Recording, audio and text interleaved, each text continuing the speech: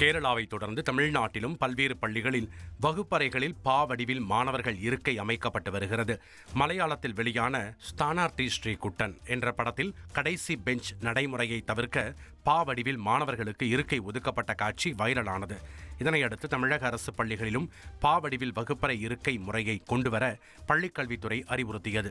இதனை செயல்படுத்தும் விதமாக கோவை காந்திபுரத்தில் உள்ள மாநகராட்சி பள்ளியில் பா வடிவில் இருக்கைகளை அமைத்து வகுப்புகள் நடத்தப்பட்டன. ஏன்னா எனக்கு ஆஸ் அ டீச்சர், மேக்ஸ் டீச்சராக நான் பார்த்தேன்னா நடத்துகிறப்ப லாஸ்ட் பெஞ்சில் அவன் கவனம் குறைவாக இருக்கலாம்.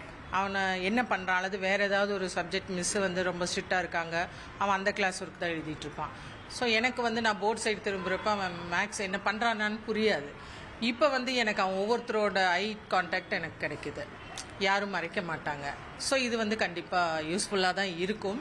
எனக்கு ஜாலியாக இருக்குது. இதுக்கு முன்னாடியே எங்கள் டீச்சர்ஸ் இந்த மாதிரி ஒரு டைம் பா மாதிரி அரேஞ்ச் பண்ணி எல்லாரையும் உட்கார வச்சுருந்தோம். இப்போ திருப்பி பா மாதிரி அரேஞ்ச் பண்ணி உட்காரும். எங்களுக்கு ஈஸியாக ஜாலியாக இருக்குது.